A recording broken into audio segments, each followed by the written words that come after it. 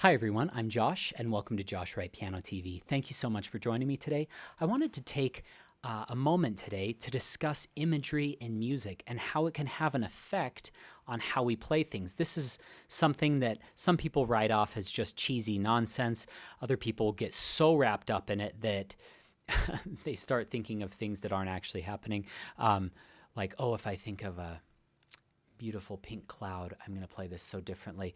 I'm not talking that type of craziness. I'm just talking about how an image or an emotion or an intent that you have with music can change the way that you execute something. And this really came into focus today as I was teaching a lesson on the Polonaise Fantasy to a wonderful student, Michele, from Italy. He actually just got into a big amateur competition.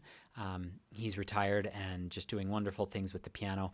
And he played this for me today, and he played it beautifully to start with. Let me do my best to imitate how he started playing, and then we kind of went over some imagery ideas and then the results. So he played, this is bar 212 to 215. So just a few bars today. So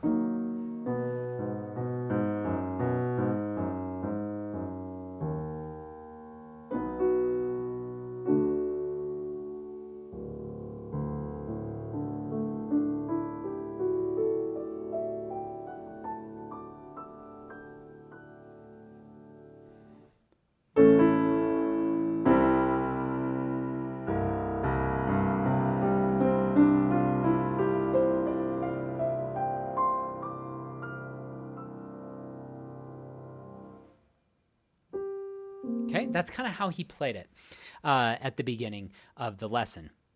And I said, you know, Chopin lived a very tragic life. This is later in his life that he is writing this, which his artistic output got less and less the later, the more time went on in his life as he grew sicker. And this is a very intimate moment. I was always devastated as I played this part because my favorite part of the piece, as I'm sure most people's is you know, just the piece grips you from those first couple of chords. And this is the last time you get to hear those. He then departs into this tragedy afterwards, and then he has the storminess. Okay, it's been like 12 years since I played this piece, but I love it. And so with Michele, I said, we need to think of an image. And I knew he had a couple of daughters. I have a daughter. And I said, think of the innocence of your baby daughter here as you go through this. I said, be more patient with the fermatas. Have a little bit more yearning and nostalgia with the arpeggios. Use a little bit more rubato in there. Take more time to resolve things and maybe resolve them further, come down a little bit more. And the result was quite nice. He went,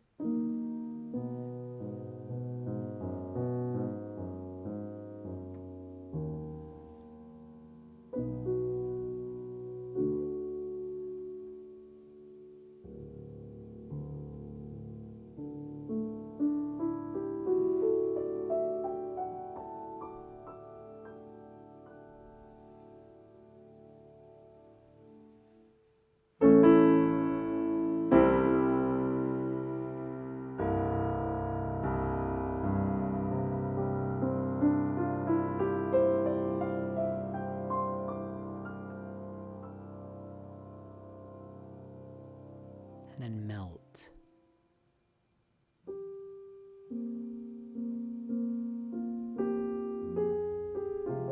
That was pretty terrible.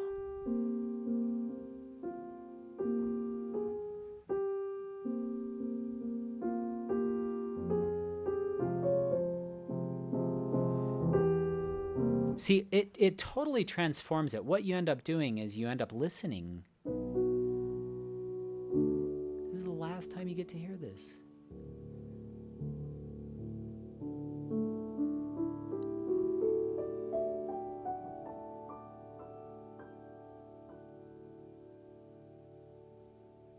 Let that evaporate.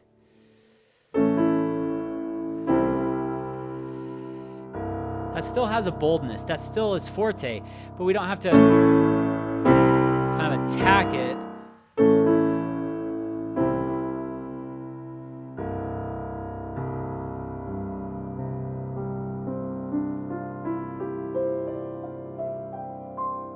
And that one's a little bit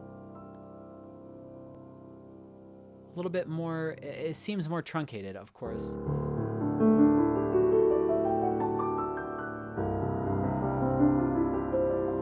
It's not, but it ends a little bit sooner, it feels like, because you went to the forte. The first one kind of emerged out of nothing.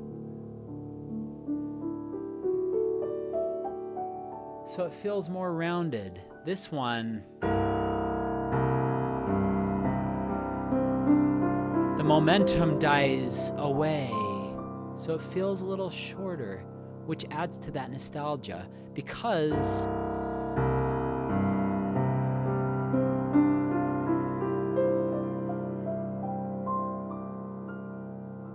all because we kind of had that, rather than edgier execution like that, we enjoyed it more just based on that image. That's just what we came up with. You could come up with your own image, and no one knows that I would be thinking of my daughter during that passage, or Michele thought of his daughter, or whatever it might be. Maybe you're thinking of the suffering of Chopin in there. So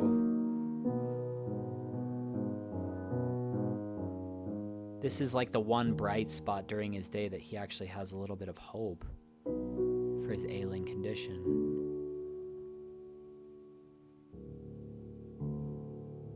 There's a contentment about this one. There's a different emotion about that. That feels more peaceful. This one has a little, partly due to the forte, but this one, also the harmony, C major, kind of opens up a little bit more, but then it dies away in a way that the D major didn't.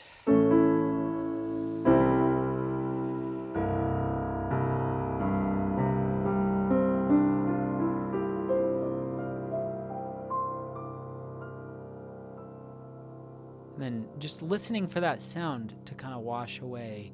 Then the fermata, and then what that does, if you wait there, it makes you think about your tone here. Whereas if you don't really wait, you might just play that in an ordinary way, versus if you're waiting, you don't want to interrupt that piece. You want it to come out of nowhere.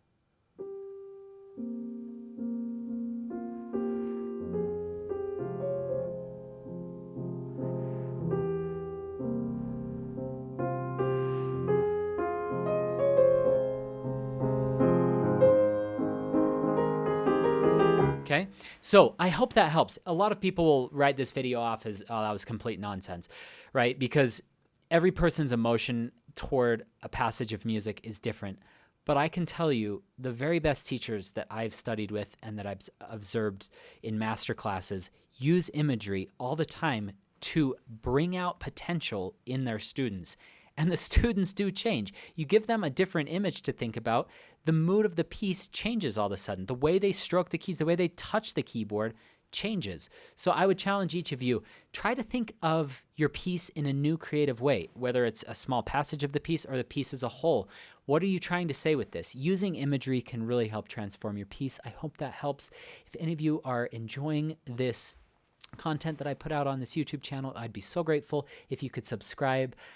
If you'd like to like the video or share it, I'd be so grateful. I'll leave a few links for each of you in the description below. One of them is for a free webinar containing 10 of my favorite tips to help take your playing to a higher level. These are tips I use all the time in my teaching and in my own practice every day as well. I will leave a link for, 2 links for my paid courses, which go even deeper than this channel goes. And then finally, a link to my gear kit containing all the gear that I use in this studio in case you would like to do some recording yourself. Finally, if any of you have any questions, my email's josh@joshwrightpiano.com. Have a great week. Good luck in your practice sessions.